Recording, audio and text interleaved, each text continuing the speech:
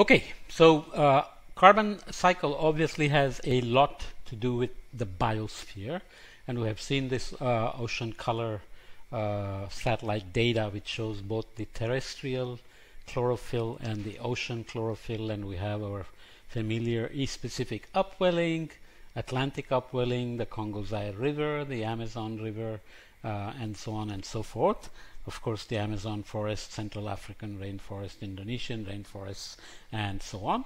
And here is data from another satellite, which is shown as the normalized difference vegetation index, normally known as NDVI, which is estimate of primary production on land, which has been used. Now we have a data for almost 35 years, I think, maybe almost 40 years, which has been used for many studies, including to estimate how much of the net primary production humans are actually consuming, how much deforestation is happening, where are the wildfires, and so on and so forth. So let's look at the reservoirs, because when you say there is a rainforest or there is upwelling and primary production in the ocean, there is phytoplankton which photosynthesized, and there is a standing stock of photosynthesized carbohydrates, which is a reservoir of carbon. And then this is just the biological part. There are also inorganic carbon, right? So let's look at the carbon reservoirs in the atmosphere.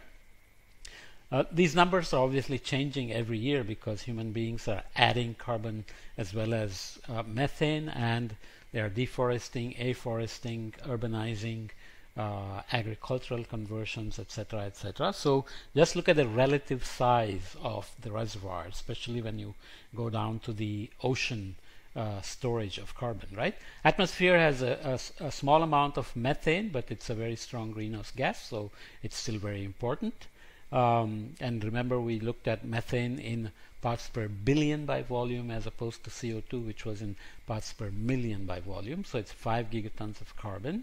Living biomass, 600 gigatons. Atmospheric reservoir, not the concentration. Amount of carbon in the atmosphere, 760 gigatons. Obviously, this is now more than 800. It almost tends to be double the ppm, okay, approximately. So oceanic dissolved CO2. So ocean has many compartments of CO2. As we saw, it can have hydrated CO2 molecules. It can have H2CO3. It can have HCO3 minus, CO3 minus minus, and so on. So dissolved CO2 is 740. Carbonate ion is 1300. Compare it to the bicarbonate ion down here, 37,000 gigatons. Okay, carbonate ion is the one that was that gets used up when we increase CO2 in the atmosphere and acidify the ocean. Carbonate ion is critical for forming calcium carbonate shells. Hence, consuming carbonate is going to create problems for corals and other species like coccoliths, right? So we'll come back to this later on. Organic carbon in soils and sediments is 1600. Marine carbonate sediments is 2500. Fossil fuels estimated. There are new sources trying to be found all the time. Maybe there will be some under the Arctic Ocean when the ice melts away. Not good news. 4700 gigatons. We keep burning it at a fairly rapid clip. Bicarbonate, as we said. Oceanic carbon in sedimentary rocks. So we have rocks which are igneous, metamorphic, and sedimentary, right? Sediments fall to the bottom, they keep accumulating, and then they become sedimentary rocks under pressure. When temperature and pressure subducting into the mantle and getting reformed into rocks and popping back up, they are metamorphic rocks. So sedimentary rocks, 10 million gigatons of carbon. Limestone in sedimentary rocks, 40 million gigatons of carbon. So there is biotic sedimentary rocks, and there are limestone sedimentary rock. There are abiotic sedimentary rocks like sandstones, and so on. So look at the relative size. Okay, here is the seasonal cycle. Remember, we looked at the Keeling curve always as this sawtooth pattern that kept going up from the 1950s to the present and will keep going up with the planetary breathing. This is showing the same thing now for as a seasonal cycle for 3 different years. Okay, so 99, 2000 and 2001. What would affect these year-to-year change? Obviously things like El Nino, which changes the air-sea CO2 flux, can affect it significantly, but it's the emission by human beings which can also affect this greatly, right? So here you have 1999 in diamonds. Obviously coming out of the winter, you still have no photosynthesis. As sun comes up, photosynthesis starts. We draw down the carbon into the summer months, and then fall comes, leaves fall, and you have increasing carbon again, right? So you can see that from 99 to 2000 to 2001, the entire curve is shifting up because humans are emitting carbon dioxide every year, and we are increasing carbon dioxide concentrations in the atmosphere every year. We mentioned residence time before. Here is a more formal way of looking at it. It's essentially reservoir size divided by flux in or out, assuming there is an equilibrium and the flux coming in is equal to the flux going out. As I said before in another podcast, if they are not the same, then we think of a characteristic response time. How to think about it?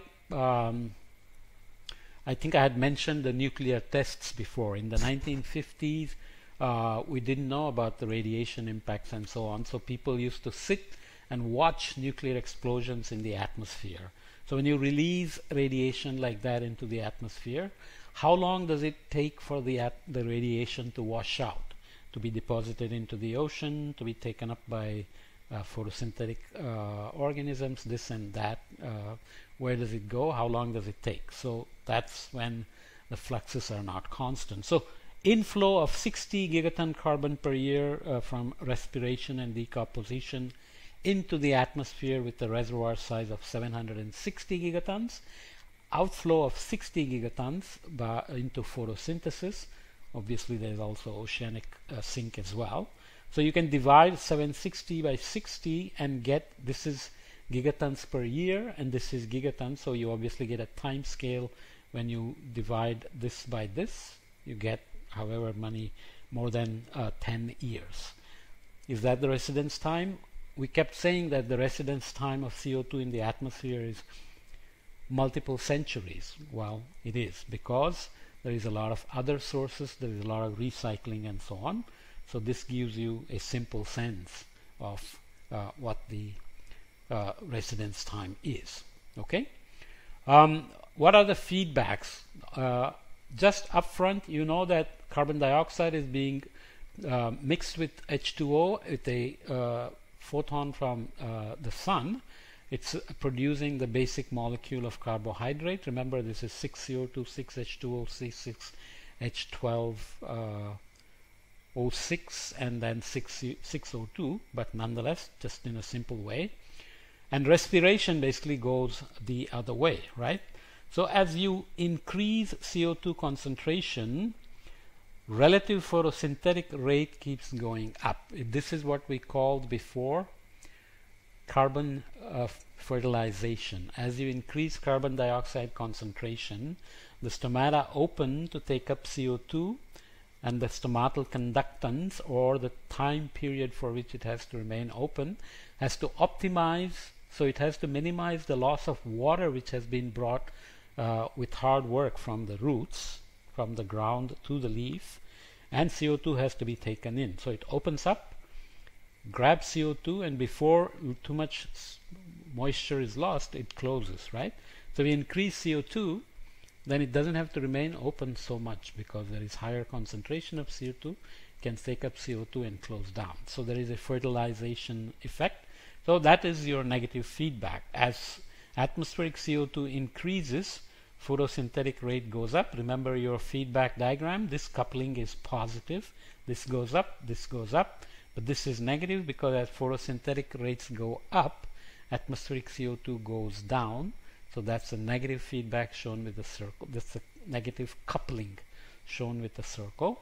The net feedback is the multiplication of the couplings, so you get positive and negative, so you get a negative feedback. And what is the fundamental principle? When you have a negative feedback loop, it is stable.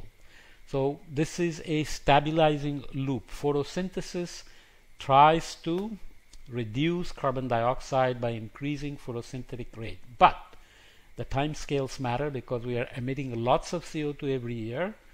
There is a lot of photosynthesis every year, but can the uptake of carbon dioxide into photosynthesis increase as fast as fossil fuel carbon dioxide is increasing? Obviously not, because CO2 in the atmosphere keeps increasing every year, right? By 3 to 4 ppm per year.